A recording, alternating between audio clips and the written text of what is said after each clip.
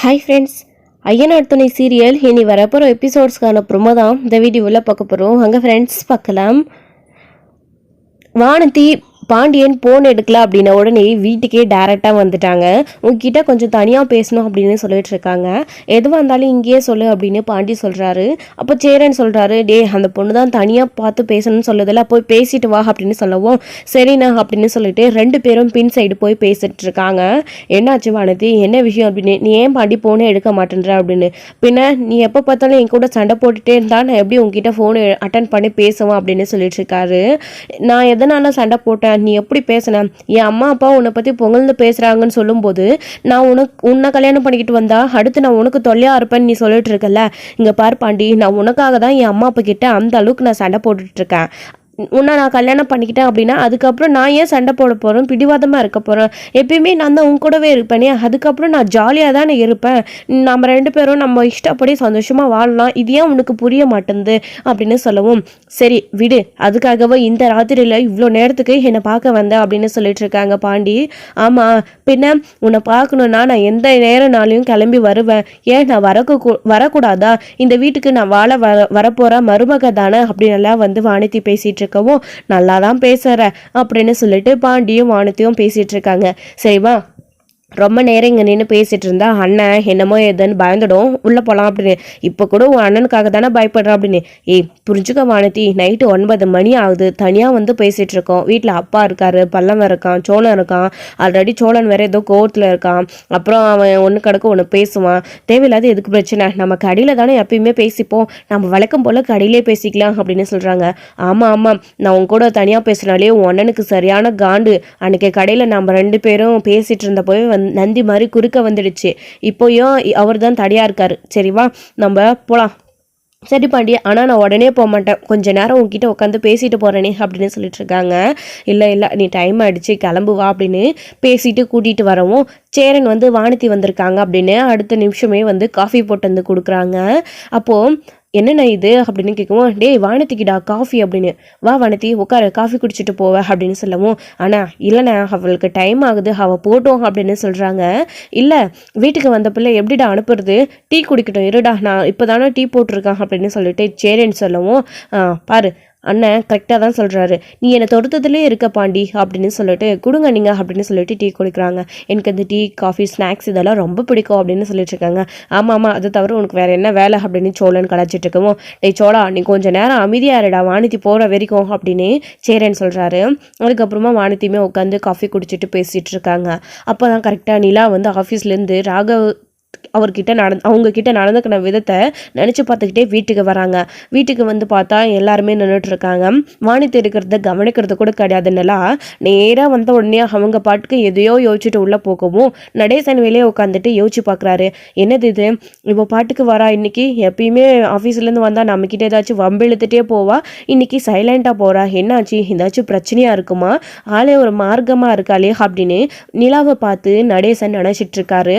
அப்புறமா உள்ளே வந்த உடனே வாப்பானிலாம் வேலையாமே லேட் ஆகிடுச்சு, பல்லவன் சொன்னாப்பா இவ்வளோ நேரம் ஆகிடுச்சா, வர்றதுக்கு லேட்டாக இருந்தா சோழனுக்கு கால் பண்ணியிருக்கலாம்ல, அவன் வந்து கூட்டிகிட்டு வந்திருப்பான் இல்லைப்பா, என்னப்பா அப்படின்னு சொல்லி சேரன் கேட்கவும் எல்லாருக்குமே பயங்கர அதிர்ச்சி. நிலா அவ்வளோ பெரிய வார்த்தை கேட்டுடுறாங்க சேரனை பார்த்து. சேரன் உடஞ்சி போயிடுறாங்க.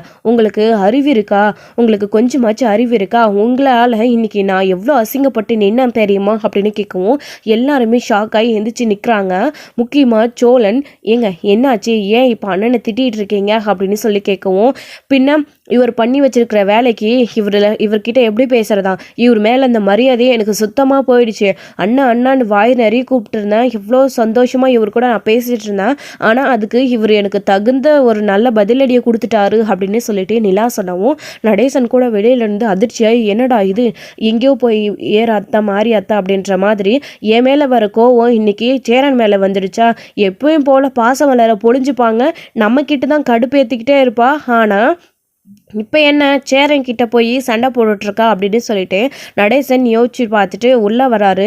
என்னம்மா என்ன ஆச்சு அப்படின்னு கேட்கவும், பின்ன என்ன அங்கிள், இவர் வயசுக்கு தகுந்த மாதிரி ஏதாச்சும் நடந்துக்கிறாரோ, கொஞ்சமாச்சும் இவருக்கு அது அறிவு இருக்கா, எதை எங்கே எப்படி பேசணும்னு இவருக்கு தெரியாதா அப்படின்னு சொல்லிட்டு கேட்கவும், என்னம்மா என்னாச்சு அப்படின்னு, பின்ன என்ன என் ஆஃபீஸில் இருக்கிற ராகவ் என்னுடைய பாஸை பார்த்து எனக்கும் சோழனுக்கும் கல்யாணம் ஆன விஷயம் மொத்தத்தையும் அவர்கிட்ட இவர் சொல்லிட்டு வந்திருக்காரு. இவர் எதுக்கு அவர்கிட்ட எல்லாத்தையும் சொல்லணும், போன வேலையை மட்டும் பார்த்துட்டு அமைதியாக வந்திருக்கணும்ல அப்படின்னு சொல்லிட்டு நிலா நடேசன் கிட்ட சொல்லவும், என்னடா சேரா இது, நீ போயிட்டு அவர்கிட்ட எப்படா இது எல்லாத்தையும் சொன்ன அப்படின்னு கேட்கவும், நிலா அதுவாப்பா, இன்னைக்கு வேலை விஷயமா ஒருத்தரை பார்க்க போகணுன்னு என்னுடைய கம்பெனி கான்ட்ராக்டர் கூட்டிகிட்டு போனார். அங்கே போனதுக்கப்புறமா தான் தெரியும் அது நிலாவோடைய கம்பெனியோட எம்டி அப்படின்னு சொல்லிட்டு. அங்கே போனதுக்கப்புறமா தான் அவராக தான் கேட்டார். அவர் கேட்டதுக்கப்புறம் என்னால் சொல்லாமல் இருக்க முடியல, அதான் எல்லாத்தையும் சொல்லிட்டேன் அப்படின்னு சொல்கிறாங்க. ஏன் எதுக்கு நீங்கள் சொல்லணும், அவர் கேட்டால் அது உங்கள் தம்பியோட உங்களுடைய தங்கச்சியோட பர்சனல் அப்படின்னு உங்களுக்கு தெரியாதா, நீங்கள் எதுக்கு அதையெல்லாம் அவங்கக்கிட்ட சொல்லியிருக்கணும் அப்படின்னு. என்னம்மா என்னாச்சு, அதனால் உனக்கு என்ன பிரச்சனை அப்படின்னு கேட்கவும், அந்த ஆஃபீஸில் ராகவ் என்னை லவ் பண்ணுறேன்னு சொல்லி டார்ச்சர் பண்ணிகிட்டு இருக்கான். அவன் லவ் பண்ணுறேன்னு தெரிஞ்சதும் நான் எனக்கும் சோழனுக்கும் கல்யாணம் ஆகிடுச்சின்னு சொல்லியிருந்தேன். அதனால் அவன் அமைதியாகிடுவான் அப்படின்னு நினச்சி நான் கொஞ்சம் ரிலாக்ஸாக விட்டேன்.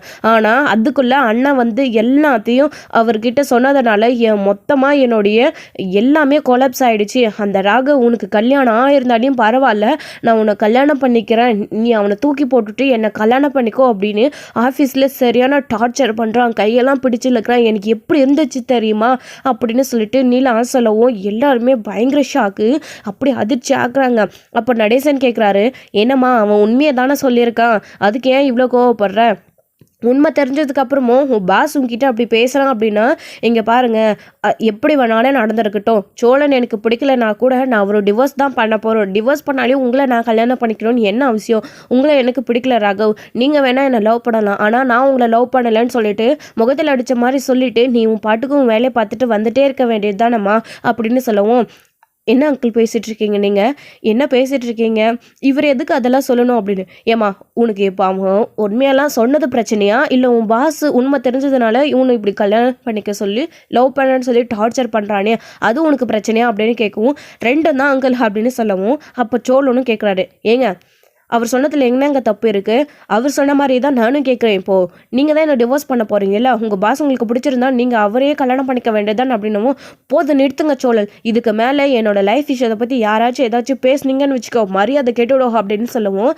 என்னங்க என்ன குரலை ஒசத்தி பேசிட்டா நான் பயந்துடுவேண்ணா, என்ன இப்போ நான் தப்பாக கேட்டுட்டேன், இல்லை அவர் என்ன தப்பாக கேட்டுட்டாரு, அண்ணன் உண்மையை தானே சொல்லியிருக்கு, அவர் சொன்ன மாதிரி உங்களுக்கு பிரச்சனை இல்லை, பிரச்சனை அப்படின்னா அவர் சொன்ன மாதிரி நான் சோழனை டிவோர்ஸ் பண்ண போகிறேன், ஆனால் உங்களை கல்யாணம் பண்ணிக்க எனக்கு விருப்பம் இல்லை ராகவ், என்னை டிஸ்டர்ப் பண்ணாதீங்க விடுங்கன்னு உங்கள் பாஸ் கிட்ட உங்கள் நொன்ன கிட்ட எடுத்து விளக்கமாக சொல்ல வேண்டியது தானே, அதை விட்டுட்டு உண்மையாக சொன்னதுனால அண்ணங்கிட்ட வந்து கோவப்பட்டு இருக்கீங்க, நீங்கள் பொய்யை மறைச்சி வச்சுருந்தீங்க, அண்ணனால அது வெளி வந்துருச்சு அவ்வளோதான், வேறு எதுவும் இதில் பிரச்சனை பண்ணுறதுக்கு எதுவுமே இல்லை, நீங்கள் தான் என் கூட சேர்ந்து வாழ மாட்டேன்றீங்களா, அப்புறம் என்ன உங்களுக்கு பிரச்சனை, என்னை யூஸ் பண்ணிக்கிறதுக்கு மட்டும் உங்களுக்கு என்ன உரிமை இருக்குது, என் கூட சேர்ந்து வாழ மாட்டீங்களா, நடந்த கல்யாணத்தை ஏற்றுக்க மாட்டீங்களா, ஆனால் என் ஹஸ்பண்டுன்னு சொல்லிட்டு எல்லாருக்கிட்டையும் சொல்லி வச்சுப்பீங்களா, அது எப்படிங்க, என்னை பார்த்தா உங்களுக்கு எல்லாருக்கும் எப்படி தெரியுது, பொய் சொல்லக்கூடாதுன்னு நாங்கள் பொய் சொன்னாலே எங்கள் மேலே அந்த அளவுக்கு கோவப்படுறீங்க, இப்போ நீங்கள் பொய் சொல்லியிருக்கீங்களே உங்களுக்கு என்னங்க தண்டனை, எவ்வளோ உரிமை இருந்தால் என்னை வந்து நீங்கள் யூஸ் பண்ணிட்டு இருப்பீங்க, என்னை பார்த்தா லூசு மாதிரி தெரியுதா, இது இழிச்ச வாய மாதிரி தெரியுதா அப்படின்னாலாம் வந்து சோழன் கேட்கவும், போத நிறுத்துங்க சோழன் அப்படின்னு சொல்கிறாங்க. என்னங்க என்ன நீங்கள் ரொம்ப கோவப்பட்டு பேசுகிறதா நினச்சிக்கிட்டு நீங்கள் தேவையில்லாமல் பேசிகிட்டு இருக்கீங்க அப்படின்னு நிலா கிட்ட சோழன் சொல்லவும், இல்லை சோழன் நான் உண்மையில தான் சொல்கிறேன் அப்படின்னு. அப்புறம் எதுக்கு உங்கள் பாஸ் கிட்டே என்னோடய ஹஸ்பண்ட் சோழன் அப்படின்னு சொன்னீங்க அப்படின்னு கேட்கவும், ஆமாம் சோழன் சொன்னேன், என்ன இப்போ அதுக்கு அப்படின்னு, நீங்கள் தான் என்னை டிவோர்ஸ் பண்ண போகிறீங்களே அதுக்கப்புறம் எதுக்கு என்ன உங்களுடைய ஹஸ்பண்ட் அப்படின்னு ராகவ் கிட்ட சொல்கிறீங்க அப்படின்னு சோழன் கேட்கவும், அது நேற்று வரைக்கும் அப்படின்னு சொல்கிறாங்க. நேற்று வரைக்கும்னா ஒன்றும் புரியலையே அப்படின்னு, இதுதான் சாக்கு அப்படின்னு நிலாவோட மனசில் என்ன இருக்குது அப்படின்னு தெரிஞ்சுக்கிறதுக்காக மொத்த ஃபேமிலியுமே வந்து வெளியில் கொண்டு வராங்க. நிலாவோட மனசில் நான் இருக்கேனா இல்லையா அப்படின்னு தெரிஞ்சுக்கிறதுக்காக சோழனே இப்படி நிலாவை கோவப்படுத்தி தூண்டி அவங்களோட மனசில் இருக்க விஷயத்தெல்லாம் கேட்டு தெரிஞ்சுக்கிறதுக்காக அப்படி நிலாவை கோவப்படுத்துகிறாங்க. அப்போ தான் நிலாமே நேற்று வரைக்கும் சோழன் அது எல்லாமே இப்போது இன்னிலேருந்து நீங்கள் என்னுடைய ஹஸ்பண்ட், நான் உங்களை ஹஸ்பண்டாக தான் நினைச்சிட்டு இருக்கேன். அதனால தான் நான் ராகவ் கிட்ட நீங்க என்னோட ஹஸ்பண்ட் அப்படின்னு நான் ஸ்ட்ராங்கா சொன்னேன். உங்களை யூஸ் பண்ணிக்கிறதுக்காக ஒன்றும் நான் அப்படி சொல்ல கிடையாது. என்னை பத்தி அதுக்குள்ள இவ்வளோ சீப்பா நினைச்சிட்டீங்களா அப்படின்னு சொல்லுவோம். ஓ அப்படியா, அப்போ டிவோர்ஸ் விஷயம் அப்படின்னு சொல்லுவோம். நாளைக்கே கேஸை நான் போய் வாபஸ் வாங்குறேன் அப்படின்னு சொல்றாங்க. என்னங்க உங்களுக்கு ஒரு பிரச்சனைன்னு வந்த உடனே அண்ணன் உண்மையை சொல்லிடுச்சு அப்படின்ன உடனே உங்களுக்கு ஒரு அவமானம் அப்படின்ன உடனே நீங்க என்னை யூஸ் பண்ணிக்கிட்டு இப்படியெல்லாம் நீங்க போய் சொல்லிட்டு இருக்கீங்களா அப்படின்னு சொல்லுவோம். திரும்ப திரும்ப நான் பொய் சொல்றேன்னு சொல்லிட்டு இருக்காதீங்க சோழன். நான் பொய் சொல்லல, நான் உண்மையா தான் சொல்லிட்டு இருக்கேன். நீங்க என்னுடைய ஹஸ்பண்ட் தான், நான் உங்களை ஹஸ்பண்டா ஏத்துக்கிறேன். கொஞ்ச நாளைக்கு முன்னாடி வரைக்கும் டிவோர்ஸ் வாங்கிட்டு இங்க இருந்து போயிடணும்னு தான் நினைச்சேன். ஆனா அதுக்கப்புறம் ஒரு சில விஷயங்கள் எல்லாத்தையும் பார்க்கும்போது நீங்க எனக்கு டிவோர்ஸ் கொடுக்குறேன்னு சொல்லி என்கிட்ட இருந்து வெகுனதுக்கு அப்புறமா என்கிட்ட நீங்க பேசாம இருந்தப்போ எனக்கு அப்பதான் உங்களுடைய அறிமுறை புரிஞ்சிச்சு. நான் உங்க கூட சேர்ந்து வாழணும்னு முடிவு பண்ணிட்டேன் சோழன். அப்படி இருக்கிறப்போ இந்த சமயத்துல எல்லாமே நல்லதா நடக்கும்போது அண்ணன் இந்த மாதிரி விஷயத்த சொல்லி தேவையில்லாம பிரச்சனை உண்டாகுதே அப்படின்னு தான் நான் ஒரு மேல கோவப்படுறேன் சோழன் அப்படின்னு சொன்னோம். அப்படி வாங்க வலிக்கு இதை நீங்க அப்பவே ஒத்துக்கிட்டு நான் உங்ககிட்ட பல தடவை உங்க பின்னாடி நான் உங்கள் கூட சேர்ந்து வாழணும்னு ஆசைப்பட்றேன், உங்கள் கூட இருக்கணும்னு ஆசைப்பட்றேன், டிவோர்ஸ் வேண்டாம் அப்படின்னு நான் பல முறை உங்ககிட்ட சொன்னேன். அப்போல்லாம் நீங்கள் இந்த விஷயத்த ஆமா சோழன் நானும் உங்கள் கூட சேர்ந்து வாழ்கிறேன்னு முடிவு பண்ணியிருக்கேன் அப்படின்னு நீங்கள் ஒரு வார்த்தை சொல்லியிருந்தா இந்த பிரச்சனை இந்த அளவுக்கு வந்திருக்கணுமா? இப்போ சொல்கிறீங்கல்ல, நீங்கள் இப்போ சொல்லிட்டீங்கல்ல என் கூட சேர்ந்து வாழ போகிறேன்னு.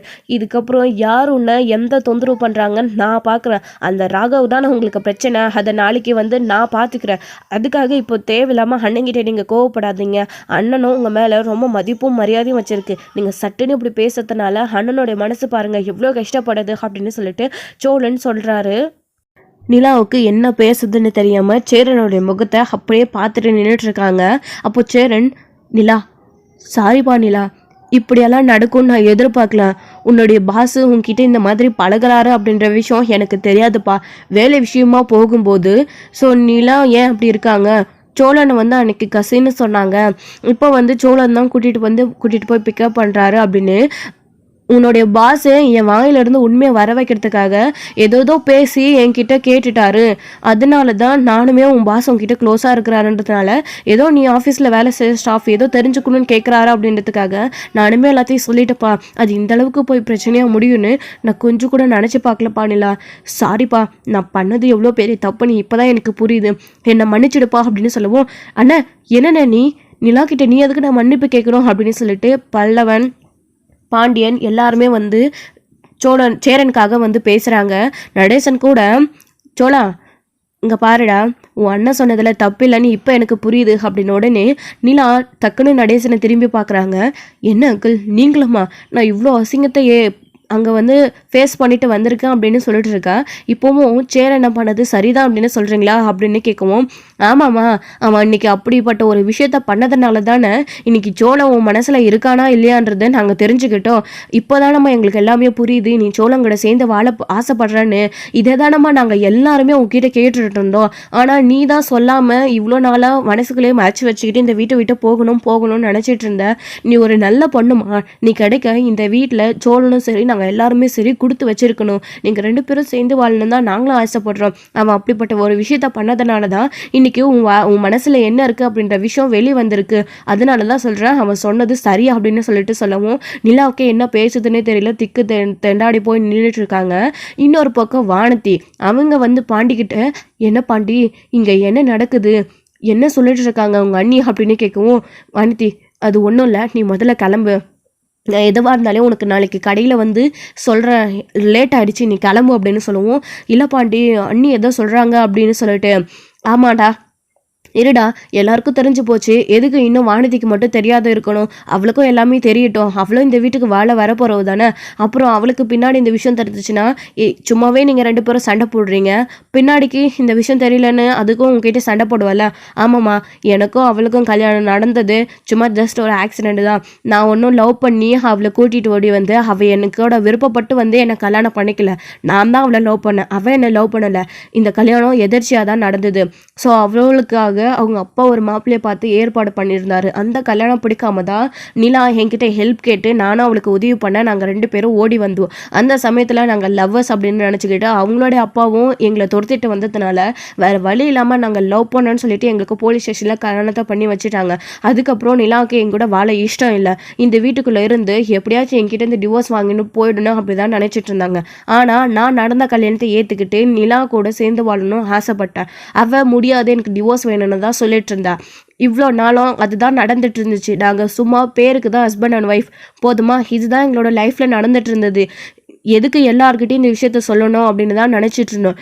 எப்படியோ நிலா என்கிட்ட இந்த டிவோர்ஸ் வாங்கிட்டு போனதுக்கப்புறமா எல்லாருக்கும் தெரிய தான் போகுது. அதுக்கு முன்னாடி நாங்களே ஏன் சொல்லணும்னு தான் அமைதியாக இருந்தோம். ஏன்னா அவங்க இந்த வீட்டுக்குள்ளே இருக்கிற வரைக்கும் அவங்களுக்கு எந்த குறையும் மரியாதை குறையவும் அசிங்கமும் விடக்கூடாதுன்னு நாங்கள் எல்லாருமே நினச்சோம். அதுக்காக தான் நாங்கள் யாருமே யாருக்கிட்டையும் எதுவுமே சொல்லலை. இப்போது அண்ணன் ராகவ் கிட்ட சொன்னதுனால எல்லா பிரச்சனையும் வெளியே வந்துடுச்சு. இப்போது நிலா என் கூட சேர்ந்து வாழணும்னு ஆசைப்படுறா. நானும் நிலா கூட சேர்ந்து வாழணும்னு ஆசைப்படுறேன். போதுமா? இதுதான் எனக்கும் நிலாவுக்கும் நடந்துட்டு இருக்கிற பிரச்சனை அப்படின்னு சோழனே எல்லாத்தையும் வானத்திக்கிட்ட சொல்லவும், என்ன பண்ணி இவ்வளோ நடந்துருக்குன்னு என்கிட்ட ஒரு வார்த்தை கூட சொல்லலை அப்படின்னு சொல்லிட்டு வானத்தையுமே கேட்டுட்ருக்காங்க. ஏய் பாத்தியா, அண்ணன் இந்த விஷயத்த சொன்னதுனாலே எவ்வளோ பெரிய பிரச்சனை ஆயிருக்கு அப்படின்னு. நான் இதை உங்ககிட்ட சொல்லியிருந்தேன்னா இதுவும் ஏதாச்சும் பிரச்சனையெல்லாம் போய் முடிஞ்சிருக்கும். அதனால தான் நான் யாருக்கிட்டையுமே சொல்லலை. இதை நினச்சி தப்பாக நினச்சிக்காத வானந்தி அப்படின்னு சொல்லவும், இல்லை நான் எதுவும் தப்பாக நினச்சிக்கல பாண்டி. அப்போது வானதி வந்து நிலா கிட்ட பேசுகிறாங்க. சாரிங்க, இப்படியெல்லாம் உங்களோட லைஃப்பில் நடந்திருக்குன்னு நான் எதிர்பார்க்கல. எது எப்படியோ சோழன் ப்ரோவும் உங்கள் கூட சேர்ந்து வாழணும்னு ஆசைப்படுறாரு. நீங்களுமே இப்போ சோழன் கூட சேர்ந்து வாழணும்னு ஆசைப்படுறீங்க. எனக்கு இது வரைக்கும் இந்த விஷயம் எதுவுமே தெரியாது. இப்போ தெரிஞ்சதுனால சொல்கிறேன். இந்த மாதிரி ஒரு குடும்பம் நம்ம தேடினாலும் நமக்கு கிடைக்காது. உண்மையிலே இவங்க எல்லாருமே ரொம்ப கொடுத்து வச்சவங்க. நாம் இந்த வீட்டுக்கு வரதுக்காக அவ்வளோ நல்லவங்க. இந்த ஊர் உலகம் சொல்கிற மாதிரிலாம் இந்த வீட்டுக்குள்ளே எதுவுமே இல்லை. ப்ளீஸுங்க, நான் சின்ன பொண்ணு தான், உங்களுக்கு அட்வைஸ் பண்ணக்கூடாது தான், இருந்தாலும் சொல்கிறேன். சோழன் ப்ரோ நான் ரொம்ப நல்லவர் தான். அவர் கிண்டலும் கேள்வியாக பேசுவாரே தவிர மற்றபடியும் அவர் நல்ல ஒரு பர்சன் தான். நீங்கள் அவர் கூட சேர்ந்து வாழுங்க. நீங்கள் எடுத்துக்கிற இப்போ முடிவு கரெக்டான முடிவு தான். உங்களுக்கு இப்போ ஒரு பிரச்சனைன்னா நீங்கள் கவலையே படாதீங்க. சோழன், பாண்டி, தோ சேரண்ண எல்லாருமே உங்கள் கூட நிற்பாங்க. உங்களுடைய பாஸ் இனிமேல் உங்களை தொந்தரவு பண்ண மாட்டார். நீங்கள் சோழன் ப்ரோ கூட சேர்ந்து வாழ்ந்தா இனி ஏன் அவர் உங்களை தொந்தரவு பண்ண போகிறாரு? உங்களுக்கு கல்யாணம் ஆகிடுச்சின்னு தெரிஞ்சும் டிவோர்ஸ் வாங்கிட்டு வாங்க, நம்ம 2 பேரும் கல்யாணம் பண்ணிக்கலாம் தானே அவர் கேட்குறாரு. நான் சோழனை டிவோர்ஸ் பண்ண போகிறதில்ல, நான் சோழன் கூட சேர்ந்து வாழ போகிறேன் அப்படின்னு சொல்லுங்கள். அந்த ஒரு வார்த்தை போதும். அதுக்கப்புறம் உங்களோட பாஸு தொந்தரவே பண்ண மாட்டார் அப்படின்னு வானதி சொல்லவும், பார்த்தீங்களா சின்ன பொண்ணு அவளுக்கு இருக்குது. இங்கே வந்து எங்கள் எல்லாருக்கிட்டையும் கோவப்பட்டுட்டு ஏன் விஷயத்த சொன்னீங்க, நான் சோழன் கூட சேர்ந்து வாழ போகிறேன், அவர் இப்படி என்னை தொந்தரவு பண்ணுறாரு அப்படின்னு நீங்கள் இங்கே வந்து எங்ககிட்ட கோவப்படுறத விட வானதி சொன்ன மாதிரி அப்போவே ராகவ் கிட்ட முகத்தில் அடித்த மாதிரி சொல்லிட்டு வந்துடுறதா அவன் இனி உங்களை டிஸ்டர்பே பண்ணியிருக்க மாட்டான். பரவாயில்ல விடுங்க, நடந்தது நடந்து போச்சு. நீங்கள் இப்போ சொன்ன ஒரு வார்த்தை எனக்கு போதும். இனி உங்கள் கூட நான் இருக்கேன். அவன் உங்களை எப்படி டிஸ்டர்ப் பண்ணுறான் அப்படின்றத நான் பார்த்துக்கிறேன். நீங்கள் கவலைப்படாமல் டென்ஷன் ஆகாமல் போய் படுங்க. உங்களுக்கு அந்த கம்பெனியில் நிரந்தரமாக வேலை இருக்கும். நீங்கள் அந்த கம்பெனிக்கு தான் போகணும். அவன் யார் உங்களை என்ன சொல்கிறதுக்கு? நான் இருக்கேன் அப்படின்னு சொல்லிட்டு இங்கே சோழன் வந்து சொல்லுவோம். வானதிக்கு அதுக்கப்புறமா வானதி வந்து பாண்டிக்கிட்ட சொல்லிட்டு கிளம்பிடுறாங்க. நிலாவுக்கு இங்கே சோழன் அப்படி சொன்னதுனால பயங்கர சந்தோஷம். ஓடி போய் அப்படியே கட்டி அணைச்சிக்கிறாங்க. நிலா சாரிப்பா, எல்லாமே என்னால் தானே, இப்படியெல்லாம் நான் நடக்கும்னு எதிர்பார்க்கல அப்படின்னு திரும்ப திரும்ப சேரன் நிலா கிட்ட சாரி கேட்டுகிட்டே இருக்காங்க.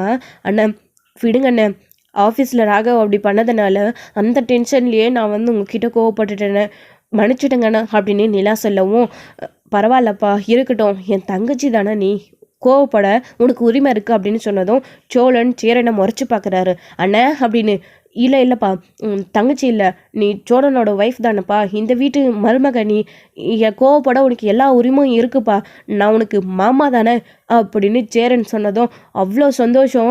அண்ணன் நீயா அப்படின்னு சொல்லிட்டு பல்லவன் பாண்டி கூட ஆச்சரியப்படுறாங்க. ஸோ வானதிக்குமே ரொம்ப சந்தோஷம். எப்படி நடந்திருந்தாலும் அவங்க 2 பேரும் ஒன்று சேர்ந்துட்டாங்க அப்படின்னு சொல்லிட்டு.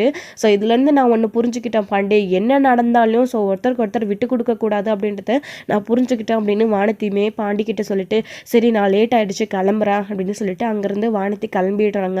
நடேசனுக்குமே ரொம்ப சந்தோஷம். நீ இந்த வீட்டை விட்டு போகக்கூடாதுமா, சோழன் கூட தான் நீ சேர்ந்து வாழணும், அவன் ரொம்ப நல்ல பையன், நீ வேணுன்றதுக்காக தான் அவன் எல்லா தப்பையும் பண்ணுறான், இப்போ நீ அவனுக்கு கிடைச்சிட்டா இதுக்கப்புறம் அவன் திருந்தி நல்ல ஒரு மனுஷனாக வாழ்வான் அப்படின்னு சொன்ன உடனே சோழனுக்கு ரொம்ப சந்தோஷம். நீயா எனக்காக சப்போர்ட் பண்ணி பேசுற அப்படின்ற மாதிரி தான் நடேசனை பார்க்குறாங்க. ஸோ இதோட இந்த எபிசோட் வந்து முடிச்சிருக்காங்க. அடுத்தடுத்த எபிசோடில் என்ன நடக்க போகுது அப்படின்றத வெயிட் பண்ணி நெக்ஸ்ட்டோட எல்லாம் பார்க்கலாம் ஃப்ரெண்ட்ஸ். தேங்க்யூ. இந்த வீடியோ உங்களுக்கு பிடிச்சிருந்தா லைக் பண்ணுங்கள், ஷேர் பண்ணுங்கள், கமெண்ட் பண்ணுங்கள். மறக்காமல் பெல் ஐக்கானை கிளிக் பண்ணி வச்சுக்கோங்க.